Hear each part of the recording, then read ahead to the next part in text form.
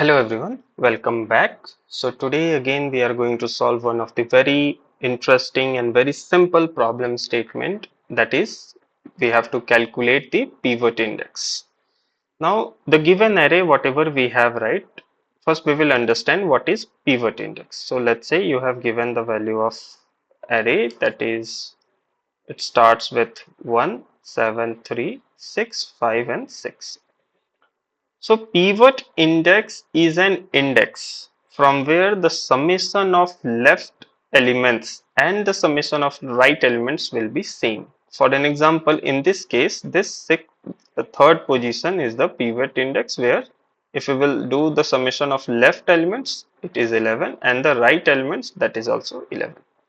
So in this case, you have to return the value as 3. If there is no pivot index, then you have to return -1. That is clear, right? All right. So now we will understand how to achieve this one. So let me quickly explain this. So you have given an array, that is 1, 7, 3, 6, 5 and 6. So initially what you have to do, you have to declare one variable called left. There will be total sum and there will be right value. So we have to do that, right? Left is equal to right, then we have to return the value of I. I is nothing but your current index. It starts from 0. Okay, this is your I value. Now you have the value of left that will initialize with 0. You have the value of sum that will initialize, that is the total sum of total elements, that is 28. Now you have to find the value of right. To find the value of right, it will be from sum. You have to subtract the value of left, at the same time you have to subtract the array of I value, current element. Okay. So initially when the value of I is here, right, what will be the right value? Left is already 0, sum is already 28. Now right will be, what you have to do? You have to do 28 minus 0 minus 1. So it will be 27.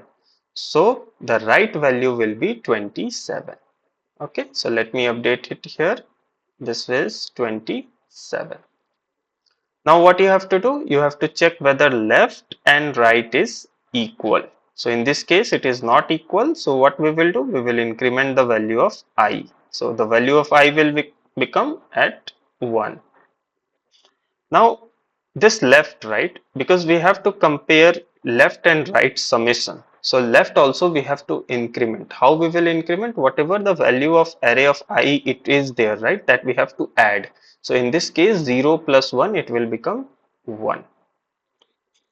Now the value of I is at first position. So again you have to find the value of right. So it will be 28 minus left is now 1 and array of I is 7. So that will become 27, 20.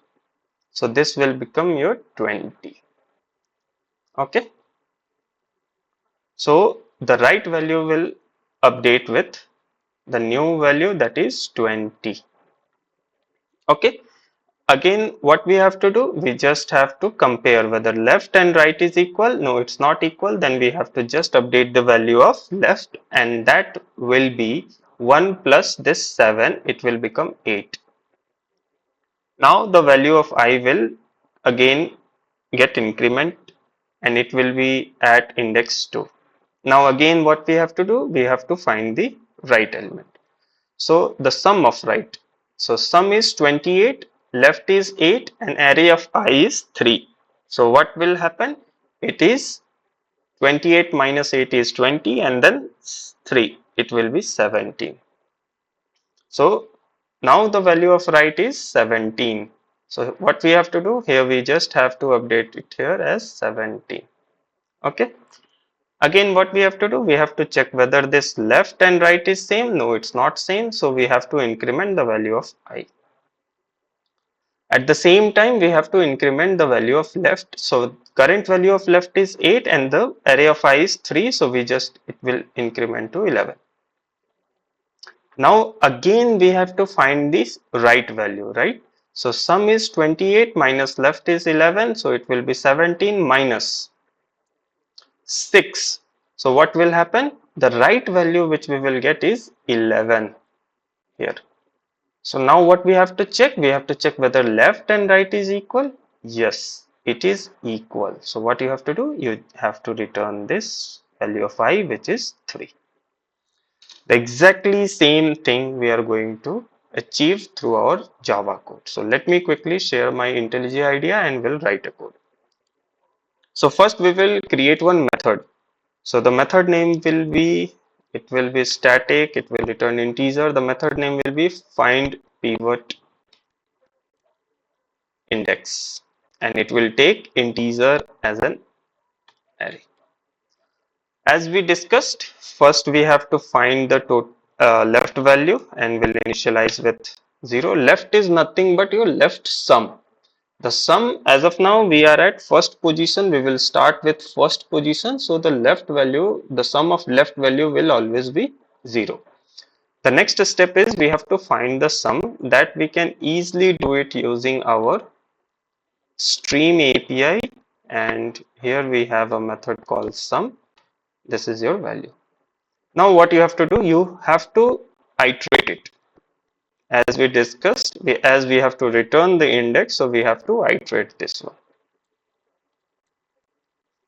In the very next step, you have to find the sum of right element. So to find the sum of right element, what you have to do, you have to subtract the left value from sum as well as the current value, because we don't want to consider the current element. We have to find the summation of left side as well as right side, not the current element. So here we get the right value. Now if the value of right is equal to value of left, in that case you don't have to do anything, just simply return the value of I. Or else what we discussed, like left will keep on increment. So it will increment from array of I. Now there is one scenario. What if there is no pivot element? It means what if this condition will never get true? In that case you have to return at the end -1. That's it. In the very next step, what you have to do, you just have to call this method and pass the array. It will return you the pivot index. Now you just have to print it. So let me quickly execute this code to see whether we are getting proper output or not. In this case, the expected output is 3 and we are getting 3. This is how we solve, this is very simple problem statement, and this is the process we can follow to solve this kind of problem. So thank you so much for watching the video. Enjoy your day.